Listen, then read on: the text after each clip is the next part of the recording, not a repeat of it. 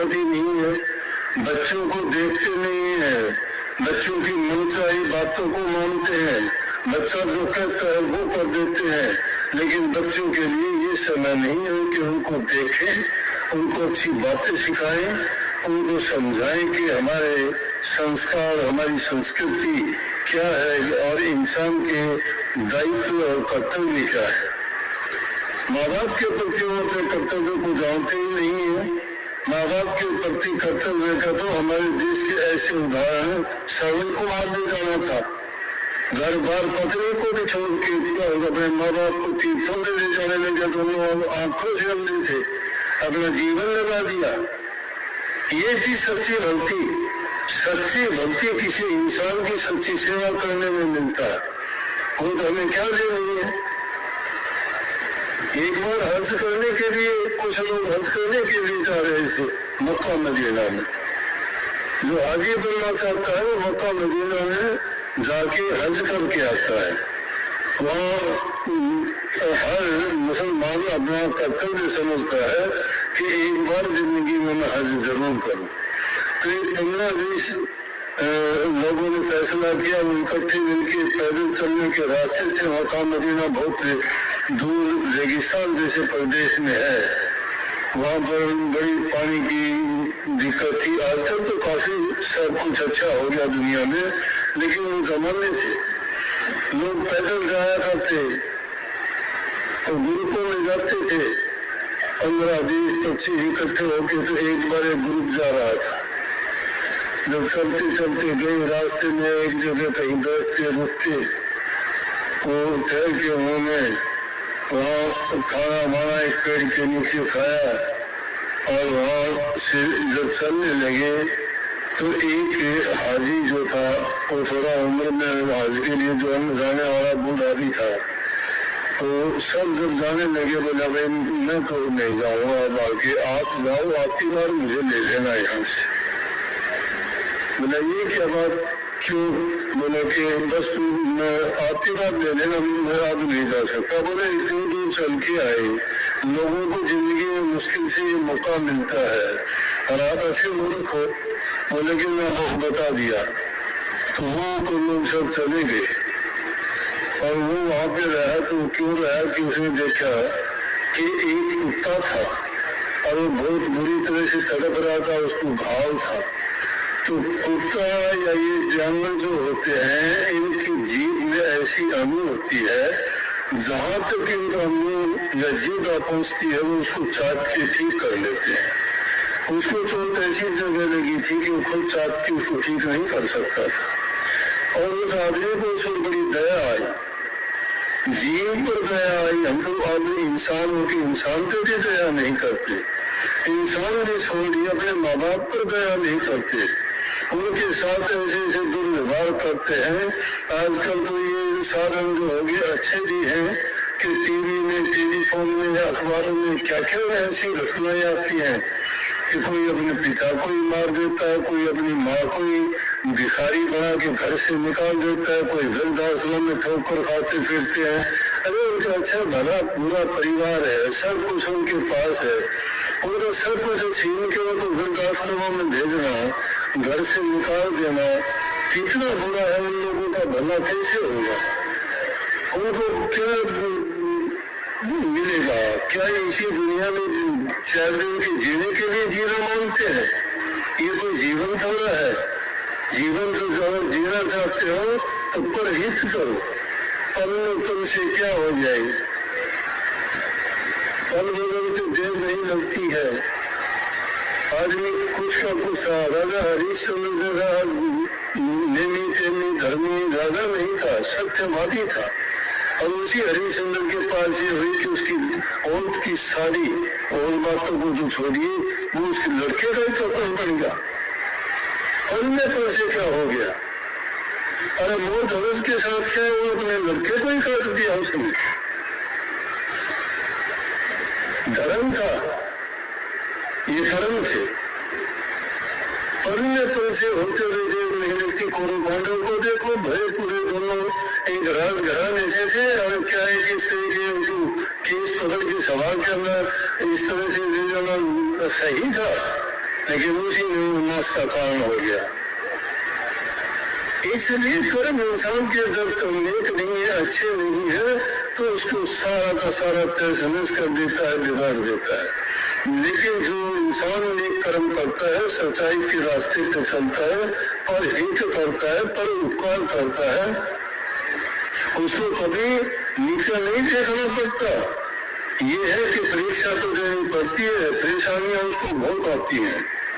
जो परेशानियों से भाग जाता है, डरता है या अपने रास्ते को बदल लेता है, वो कूदी की नहीं। महाराज जी कहा करते कि टीका रहो मत हो दामादोल, डिगे की कूदी नहीं टीके के लाखों मोल। जो इंसान डगमग करता है, डीग जाता है, वो कूदी का नहीं है। और जो टीका हुआ है उसके लाखों मोल है, दामादोल नहीं होगा। सत्य के ऊपर टिकने वाले जो जिन थे उनकी कितने उदाहरण, उनके पास क्या ताकत थी? नाम की ताकत थी, नाम का आसरा था, नाम का सहारा था। और नाम की नौका में बैठ के बड़े बड़े पापी दुष्ट चोर ठग लुटेरे राक्षस के नाम आपको मिले, नाम की महत्ता नहीं समझते हम। रोजाना डरते सुनते हैं, असर होता नहीं है, क्या फायदा है? यही बैठे दिखा दूंगा 2-4 तो मैं ऐसे भले मांस लोगों से लेके खा के देने को कभी नाम नहीं निश्चित करते। महाराज जी और कई जगह जी बंदे दिए, पूरा दिए तो नहीं कैसे थे जुआ बोलो। तो महाराज जी क्यों क्यों बोले पट्टी बांध दे या बेचारा वो देंगे बैठा है, उसको ही करता है, तो झूठ बोल देना जमाना। और वही सत्संगों में भी बड़े जोर से आवाज देते हैं, राधा स्वामी माँ, बहुत अच्छी बात। हमें सारे बात नजर झुका दे भाई, अगर तो कोई नहीं आए क्या करें उन लोगों का। अगर तो हीरा सिंह नंबर था, शादी होगी बच्चों की, पुराने आदमी थे, अब तो नहीं है। बच्चों की शादी हुई तो पढ़ी लिखी आ गई, पढ़ी लिखी आ गई तो वो तो पौधा नहीं करती, घूंघट उठा लिया। अब वो बेटा घर में उनसे चादर डाल रखी सिर पर से। लोग जानिए बोले कि चलते हीरा से है, गुंडलगांव का बोला हाँ जी। बोला यूं चादर डालने कैसे बैठा है, कोई दिक्कत है? ना अल्लाह मसलू। बोले कोई तो बात है, क्यों क्या बात है? बोला भाई बात की है, वो तो पर्दा करे, कोई हमने शर्म आओ, हम कर लिया उसे।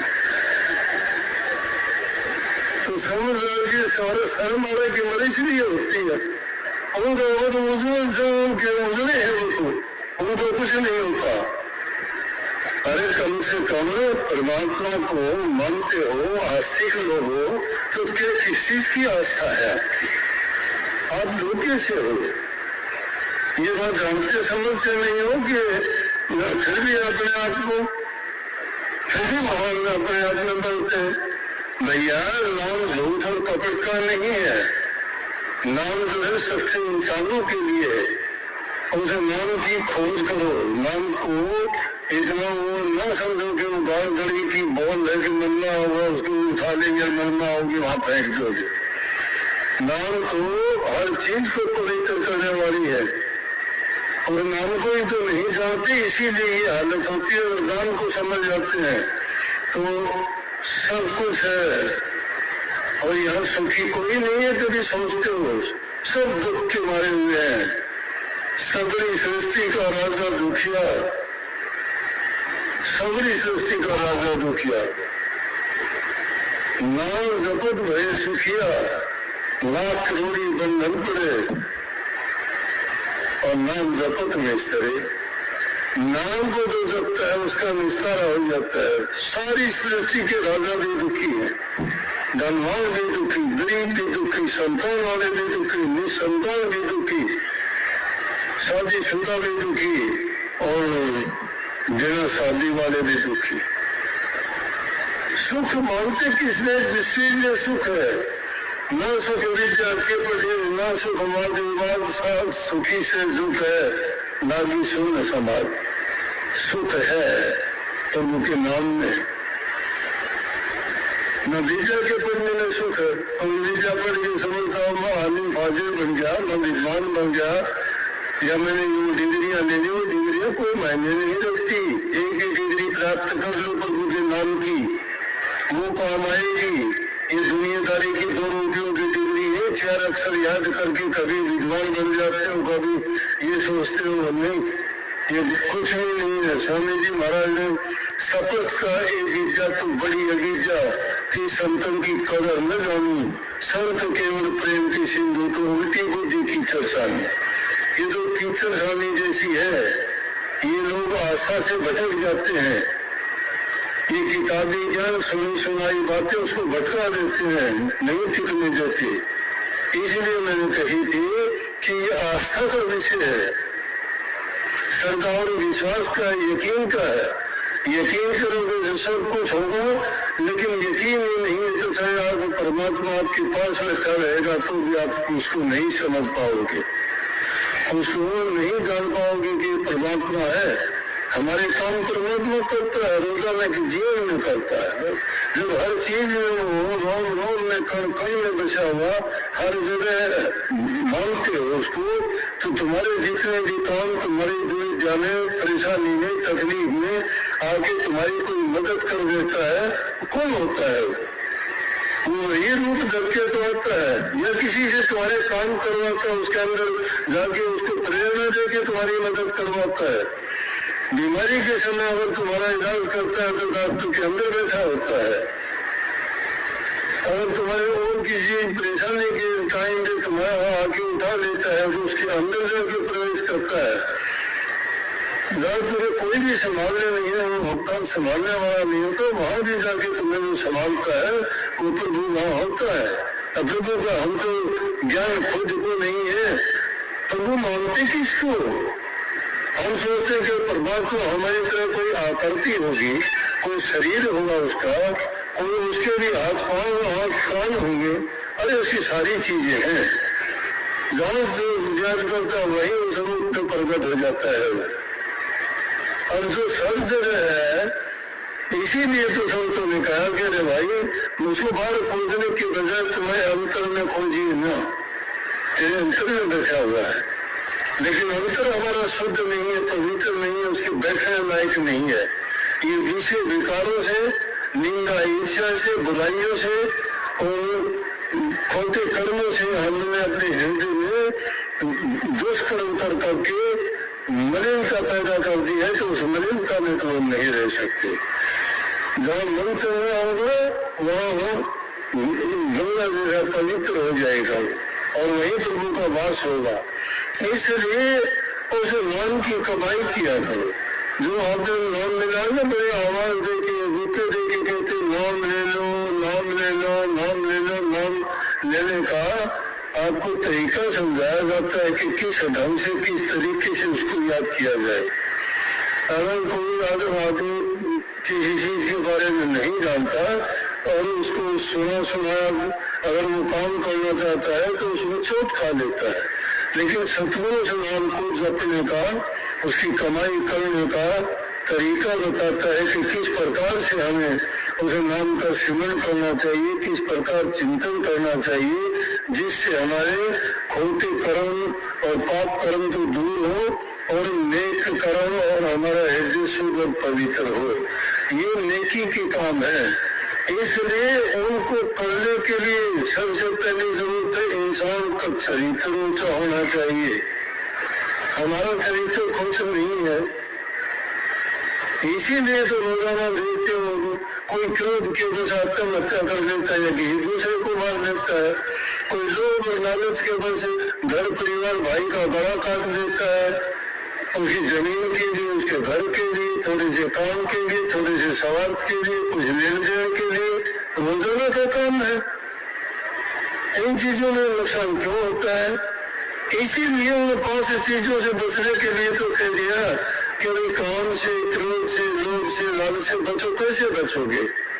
कह तो दिया बचो, लेकिन उनको बचने का तरीका ये है कि इंसान का चरित्र का निर्माण घर में होता है। जो इंसान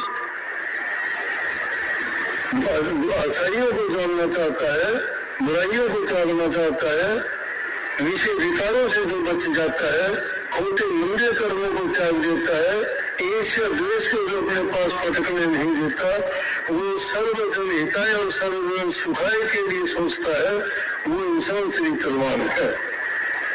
और जो ऐसा इंसान होगा वही उन चीजों को जानता है, तोलता है और उनको माप तोल के ही उनका प्रयोग करता है। नहीं तो न समझी के कारण ये सारी की सारी चीजें आज इंसान को बर्बाद करती है। कहीं नशे विषयों में पड़ जाते हो, कहीं किसी से लड़ाई झगड़े में बर्बाद हो जाते हो, कहीं आपसी तकरार में कोर्ट कचहरियों में जिंदगी बीत जाती है। जो कमाते हो सारे वकील ले जाते हैं, बीमारी लग जाती है तो हकीम ले जाते हैं। अगर और तुम आपसी कोई ऐसी बात करते हो तो तुम्हारी जिंदगी को ही ले जाते हैं। अरे क्यों नहीं, आप सुखी जीवन जीना चाहते हो तो पहले अच्छे इंसान बन के अपने घरों में माहौल को अच्छा करो, सबसे प्यार से अच्छा बर्ताव व्यवहार करो। जब अच्छा बर्ताव करोगे, अच्छा व्यवहार रखोगे, जवान से मीठे बोलोगे, बड़े को इज्जत सम्मान दोगे, छोटों को प्यार दोगे, तुम्हें बदले में उससे भी 1000 गुना मिलेगा। ये प्रकृति का नियम है। जो आदमी एक देगा उसके बदले में प्रकृति आपको 1000 चीजें सौंप देगी उसके बदले में। नफरत अगर करोगे नफरत भी उतनी मिलेगी, उससे भी ज्यादा मिलेगी। अच्छाई करोगे तो अच्छाई का नतीजा भी अच्छा ही मिलेगा। ये हो नहीं सकता कि तुम आग के बीज बो के और आम खाना चाहो, नहीं होगा ऐसा। जो बोओगे वैसा काटना पड़ेगा। अच्छे कर्म करोगे, तुम्हारा अच्छा कर्म जो तुमको कांटा बोए तो वो को फूल, तेरे तुमको फूल मिलेंगे, वाको है त्रिशूल। जो तेरे को कोई कांटा बोलता है तो उसको कांटा मत बो। तो अगर कांटा बोएगा तो उस बराबर का हो जाएगा। उसने भी कर्म बना दिया खोटा, तुमने भी बना लिया है। जो तुम्हारा बुरा करता है तुम बुरा ना करो उसका। तुम बुरा नहीं करोगे तो तुम्हारा कर्म लग गया, उसका कर्म बुरा है। अगर तुम बुरा करने वाले के लिए भी अच्छा करोगे तो उसको डबल चोट मिलेगी। एक तो जो तुमने अच्छा किया है वो तो अच्छाई तुम्हारे पास उसकी मिल जाएंगे, उसने बुरा किया है उसको बुराई का बुरा मिलेगा। इसलिए अच्छे जब इंसान बन जाओगे, घरों में सुख शांति समृद्धि खुशहाली होगी, आपस में प्रेम होगा, एक दूसरे की कदर और प्यार करोगे तो वो तुम कोई भी काम करोगे उस काम में तुम्हें कभी भी आजकल कहते हो ना कि घरों में तकरार है जी। हाँ, हर चीज में कोई काम करते हो उसमें घाटा नहीं होता, नफा नहीं होता, उसमें हमें नुकसान होता है। क्यों होता है नुकसान? जब होता है जब घर में एक है बूढ़े बुजुर्ग जो भी हमारे तजुर्बेकार माँ बाप हैं, उनकी कई बात पर यकीन करते, उनकी बात पर चलते, उनको मानते, उनका अनुभव है कि किस काम के करने में हमें सुख होगा, किसके करने में दुख होगा, किससे हानि उठानी पड़ेगी, किससे लाभ होगा। उनकी बात अगर मान ले तो सबसे बड़े देवता हमारे वही है। वो जो हमें अपने हृदय से खुश होकर आशीर्वाद देंगे, कभी नहीं आ सकती किसी चीज में। लेकिन उनको तो खुश रखते ही नहीं, वो तो बेचारे देखते रह जाते क्या करते हो। अगर वो पूछ भी रहे बेटा क्या करता, बोले कहेंगे आपने तो बोली भी, बोले करने के पड़ी पड़ा है, उनको जवाब ही मिलता है। ये पूजा है उनकी, ये उनकी पूजा का तरीका है उनका बोलने का। उनको दुख दे देते हैं, वो बेचारे कह भी नहीं सकते, बोल भी नहीं सकते, तो अपनी ओपिनियन तो क्या देंगे, वो तो हृदय में अपने